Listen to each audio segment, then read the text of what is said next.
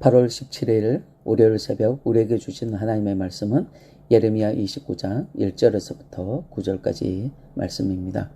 선지자 예레미야가 예루살렘에서 이 같은 편지를 느부갓네살이 예루살렘에서 바벨론으로 끌고 간 포로 중 남아있는 장로들과 제사장들과 선지자들과 모든 백성에게 보냈는데, 그때는 여고니아 왕과 왕후와 궁중 내시들과 유다와 예루살렘 고관들과 기능공과 토공들이 예루살렘에서 떠난 후라.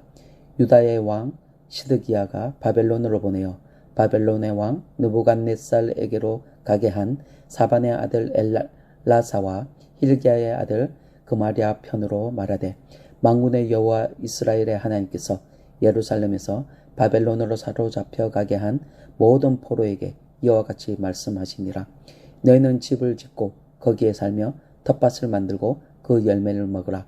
아내를 맞이하여 자녀를 낳으며 너희 아들이 아내를 맞이하며 너희 딸이 남편을 맞아 그들로 자녀를 낳게 하여 너희가 거기에서 번성하고 줄어들지 아니하게 하라. 너희는 내가 사로잡혀 가게 한 그 성읍의 평안을 구하고 그를 위하여 여호와께 기도하라. 이는 그 성읍이 평안함으로 너희도 평안할 것임이라. 만군의 여호와 이스라엘의 하나님께서 이와 같이 말씀하시니라.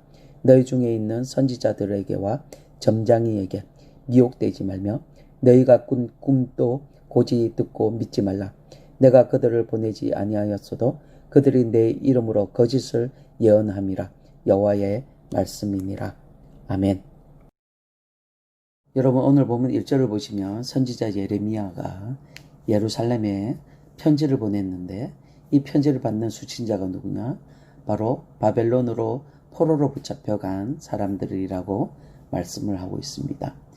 여러분, 주전 597년에 바벨론의 왕 느부갓네살이 유다 백성들 3,000명가량을 바벨론으로 포로로 붙잡아 갔습니다.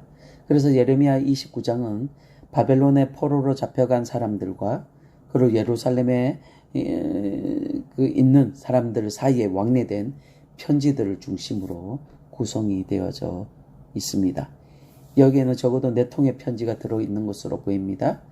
그 중에 첫 번째 편지는 오늘 본문인 1절과 14절까지 내용입니다. 바로 예레미야가 바벨론에 잡혀간 포로들에게 보내는 첫 번째 편지입니다. 그리고 두 번째 편지는 26절과 28절까지 말씀인데요. 바벨론에 있는 스마냐라는 사람이 예루살렘에 남아있는 스바냐라는 사람에게 보내는 편지입니다. 그리고 세 번째 편지는 24절로 예레미야가 스마냐에게 보내는 편지입니다. 그리고 마지막 30절과 33절까지인데 바벨론 포로들에게 보낸 예레미야의 두 번째 편지입니다. 여러분, 오늘 본문은 바로 예레미야가 바벨론 포로들에게 보내는 첫 번째 편지의 내용입니다.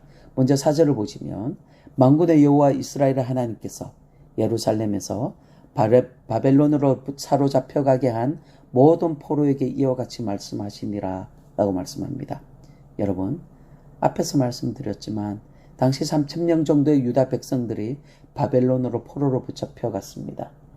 그들이 그렇게 포로로 붙잡혀 간 것은 흔히들 바벨론의 왕 느부갓네살이 유다를 침공하고, 그래서 그 중에 포로로 그렇게 붙잡아서 바벨론으로 그렇게 데려갔다라고 그렇게 역사는 이야기를 하고 있습니다. 저들을 포로로 붙잡아간 주체는 바벨론의 왕 느부갓네살이라고 그렇게 모두 다 알고 있습니다. 하지만 여러분, 오늘 성경에서는 그렇게 말씀하고 있지 않습니다. 유다 백성을 바벨론으로 붙잡아간 분은 다름이 아니라 느부갓네살이 아니라 여호와 하나님이시라고 말씀하고 있습니다. 4절을 보시면, 만군의 여호와 이스라엘의 하나님께서 바벨론으로 포로로 사로잡혀 가게 하였다고 말씀하고 있습니다. 여러분, 비록 여러분 인간의 역사를 이어가는 것은 인간의 몫이지만 그 역사를 자신의 계획대로 자신의 뜻대로 이끌어 가시는 분은 바로 우리의 하나님이십니다. 4절의 말씀은 이 관점에서 말씀하고 있는 것입니다. 하나님께서 유다 백성들을 버리신 것이 아니라 잠시 바벨론으로 옮겨 놓으신 것입니다. 여러분, 하나님은 자기 백성을 결코 버리지 않으십니다. 잠시 그들에게 고난이 있을 수도 있습니다. 죄에 대한 징계를 받을 수도 있습니다. 그렇다고 하나님이 나를 버리셨기 때문에, 우리를 버리셨기 때문에 내가 고난을 받는 것은 아닙니다. 그 고난을 통하여 내가 새롭게 되고 변화되어 하나님의 사람으로 세우시고자 그런 고난이 우리에게 주어진다라는 것입니다. 여러분, 전에도 한번 말씀드렸지만 바벨론으로 포로로 잡혀간 사람들에게는 하나님의 특별한 계획이 있었습니다. 이사야 6장 12절과 13절을 보시면 여호와께서 사람들을 멀리 옮기셔서 이 땅 가운데 황폐한 곳이 많을 때까지니라.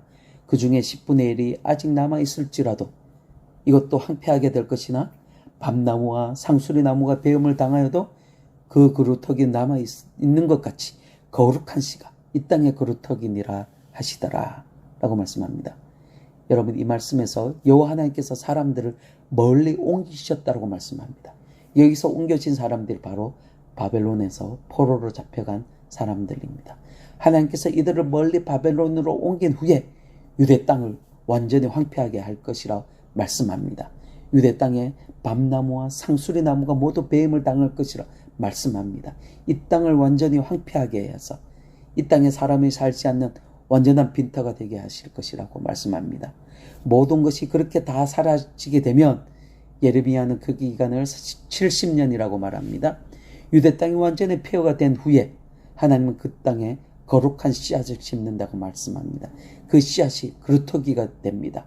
밤나무와 상수리나무 모두 배임을 당한 후에 그 밑둥에서 다시 씨앗이 오르고 싹이 오르고 가지가 오르는 그루터기가 되어 다시 유대의 회복이 시작되는데 그 땅에 심겨질 거룩한 씨앗이 바로 바벨론에 옮겨진 포로들입니다.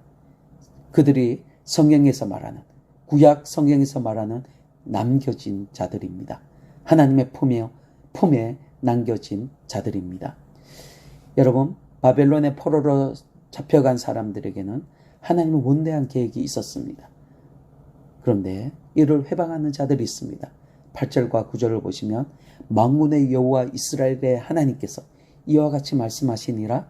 너희 중에 있는 선지자들에게와 그리고 점장이에게 미혹되지 말라. 내가 꾼 꿈도 고지 듣고 믿지 말라. 내가 그들을 보내지 아니하였어도 그들이 내 이름으로 거짓을 예언함이라. 여호와의 말씀이니라. 하나님께서 보내지 않은 거짓 선지자들과 점장이들이 예언을 하는데 바로 바벨론의 포로로 잡혀간 사람들을 미혹합니다. 어떻게 예언으로 미혹하느냐? 너희는 바벨론에 그리 오랫동안 머무르지 않을 것이다. 잠시 잠깐 동안 머물렀다가 다시 유대로 돌아갈 것이라고 그렇게 예언하면서 미혹했다라는 것입니다. 그래서 백성들은 저들의 미혹에 짐을 풀지 않았습니다.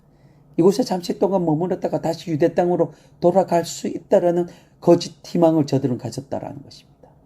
하지만 저들의 예언은 다 거짓이었습니다. 저들이 여호와의 이름으로 예언을 하고 환상을 말하지만 모두 거짓이었습니다.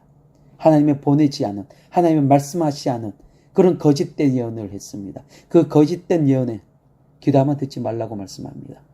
10절을 보시면 하나님께서 주시는 언약은 바벨론에서 70년이 차면 바벨론에서 70년이라는 세월이 지나야 다시 예루살렘으로 돌아갈 수 있다라고 말씀합니다. 유대로 곧 돌아갈 것이라는 이 거짓 선지자들의 말에 미혹되어 짐도 풀지 않고 있는 저들에게 하나님께서 몇 가지 당부의 말씀하십니다. 그 중에 5절을 먼저 보시기를 바랍니다. 너희는 집을 짓지 말고 거기에 살며 텃밭을 만들고 그 열매를 먹으라. 포로민들은 이제 이곳 바벨론을 생활의 터전으로 삼아 살아야 한다라고 그렇게 말씀합니다. 바벨론에서 집을 짓고 정착하여 가수원도 만들고 그 열매도 따먹으라고 말씀합니다. 바벨론 생활이 70년이라는 그런 기간 동안 계속적으로 지속될 것이니 이곳에서 뿌리를 내리는 심정으로 열심히 일하며 그렇게 살라고 말씀합니다. 그리고 6절을 보시면 아내를 맞이하고 자녀도 낳으라고 말씀합니다. 자녀들이 성장하여 결혼을 시켜서 그 땅에서 번성하라고 말씀합니다. 비록 지금 있는 곳은 이방 민족인 바벨론 그 땅이지만 그럼에도 이스라엘 백성들은 그곳에서 번성하라고 말씀합니다. 저들이 바로 이스라엘을 회복시킬 거룩한 씨앗이기 때문입니다. 그리고 10절을 보시면 포로로 잡혀간 그 땅 바로 바벨론의 평안을 위하여 기도하라고 말씀하십니다. 사실 자기 나라를 멸망시키고 그렇게 자기들을 포로로 사로잡아간 바벨론을 위하여 기도하기는 쉽지 않습니다. 그럼에도 하나님께서는 기도하라고 말씀합니다. 왜냐하면 바벨론의 평안이 결국 그 땅에서 70년 동안 살아야 하는 유대의 백성들의 평안이기 때문입니다. 이렇게 70년 동안 살아야 할 바벨론 생활에 대하여 당부의 말씀을 하시고 있습니다. 하지만 바벨론의 생활이 마냥 편할 수는 없습니다.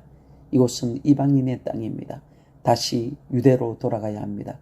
그러기 위해서 가장 중요한 부분을 당부하십니다. 12절과 13절 말씀을 보시길 바랍니다. 너희가 내게 부르짖으며 내게 와서 기도하며 내가 너희들의 기도를 들을 것이요 너희가 온 마음으로 나를 구하면 나를 찾을 것이요 나를 만나리라. 아멘. 여러분, 저들이 바벨론에서 가장 중요하게 해야 할 일은 바로 하나님을 찾고 구하고 만나는 것입니다. 이스라엘의 죄악으로 하나님의 관계가 끼어져 이렇게 만리타양으로 붙잡혀 왔는데 다시 고향으로 돌아갈 수 있는 길은 다시 하나님과의 관계를 회복하는 것입니다. 너희들이 부르짖기만 하면 하나님께서 들어주신다라고 말씀합니다. 너희들이 나를 찾기만 하면 만나 주시겠다라고 말씀합니다. 다시 하나님과의 그 관계가 회복시켜 주시겠다라고 말씀합니다. 여러분, 결국 회복의 시간은 하나님을 찾고 만나는 것입니다. 하나님께 더 가까이 나아가 기도하는 것입니다. 사랑하는 성도 여러분, 오늘도 여러분 기도의 자리에 있기를 소망합니다. 혹시 하나님과 막혀 있다라면 여러분 속히 하나님께 무릎을 꿇고 기도할 수 있기를 바랍니다. 그래서 하나님과 소통하여 회복되는 그런 여러분의 삶이 되기를 주님의 이름으로 축원드립니다. 아멘.